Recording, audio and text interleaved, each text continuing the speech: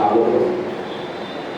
আমার কাজই হচ্ছে আজকের আলোচনার মৌচাকে ঢিল মারা, তো সে ঢিল মারার কাজটি আমি করব।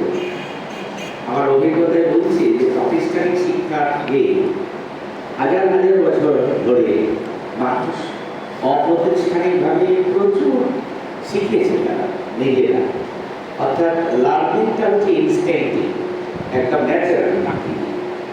এবং টেকনোলজিক্যাল এবং সায়েন্সের ডেভেলপমেন্ট আমরা দেখেছি যে প্রতিষ্ঠান তৈরির আগে, গুরুকুল তৈরির আগে মানুষ অনেক উন্নত হয়ে গিয়েছিল। এবার প্রাতিষ্ঠানিক শিক্ষা হচ্ছে সব শিক্ষাকে একীভূত করে আরো সমৃদ্ধতর স্তরে পৌঁছে যাওয়া, এবং সেই প্রাতিষ্ঠানিক শিক্ষার আমার ভারতবর্ষে কিন্তু ২৫০০ বছর আগে থেকে সুন্দরভাবে তৈরি শুরু হয়েছিল। এবং এখানে নালন্দা, তক্ষশিলা, বিক্রমশিলা বিশ্ববিদ্যালয়ে প্রমাণ করে যে ভারতবর্ষ প্রাতিষ্ঠানিক শিক্ষা পৃথিবীতে অগ্রণী ভূমিকা পালন করেছে। এবার কখন যে স্বাধীনতার আগে এবং পরে শিক্ষার ধরন বৈশিষ্ট্য প্রায় একই রকম থেকে গেছে, কারণ আমার দেশে ট্রান্সফার অফ পাওয়ার হয়েছে, ক্ষমতার হস্তান্তর হয়েছে। তাই ব্রিটিশদের যে শিক্ষানীতি এবং তাদের যে পরিকাঠামো সেটাই আমাদের যুগ ধরে থেকে গেছে। এখন যে আলোচনার একটা দাগ পাচ্ছে সেটা হচ্ছে আমাদের প্রাতিষ্ঠানিক শিক্ষা, সাধারণের বিদ্যালয় ব্যবস্থা, সরকার পরিচালিত বিদ্যালয় ব্যবস্থা, এগুলো থাকবে কিনা।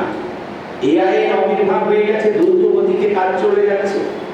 আর ম্যানমেড শিক্ষা হবে কিনা, আর গুরুকুলের প্রয়োজন হবে কিনা, শিক্ষক কুলের প্রয়োজন হবে কিনা, শ্রেণীকক্ষের প্রয়োজন হবে কিনা, এত ডেভেলপমেন্ট করেছে সায়েন্স। একটা সামাজিক এবং শিক্ষার ক্ষেত্রে একটা ভারসাম্যহীনতা তৈরি করতে পারে। এই জায়গায় দাঁড়িয়ে কর্পোরেট জগৎ, পুঁজিপতিরা এই শিক্ষাটাকে টোটালি কক্ষিগত করে নিতে চাইছে, এবং এত লোকজন দিয়ে এই পরিষেবামূলক ক্ষেত্রটাকে না চালিয়ে একটা ঘরের মধ্য থেকে টেকনিশিয়ান দিয়ে শিক্ষাকে বিস্তার করা যায় গোটা পৃথিবীতে। এবং সবার জন্য শিক্ষা দরকার নয়, আমার বলছে সর্বশিক্ষায় সবার জন্য শিক্ষা বলেছিল, তার ২০ বছরের মধ্যে আবার বলা হচ্ছে সবার জন্য শিক্ষা দরকার নেই। রাষ্ট্র পরিচালনার জন্য, সমাজ পরিচালনার জন্য নির্ধারিত কিছু ব্যক্তি শিক্ষা অর্জন করবে।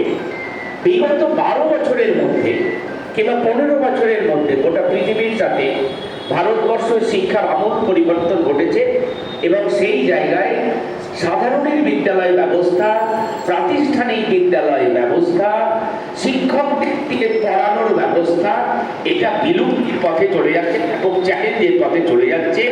এবং শিক্ষাটা শিক্ষানোর আগে ব্যক্তি, শিক্ষাপ্রতি ব্যক্তি, শিক্ষাপ্রেমী ব্যক্তিদের হাতে আর থাকছে না, কর্পোরেট জগতের হাতে, যারা শিক্ষাকে পণ্যে পরিণত করে বাজারে বিক্রি করতে চায়, লাভালাভ করতে চায়, সেই জায়গায় শিক্ষা চলে গেছে।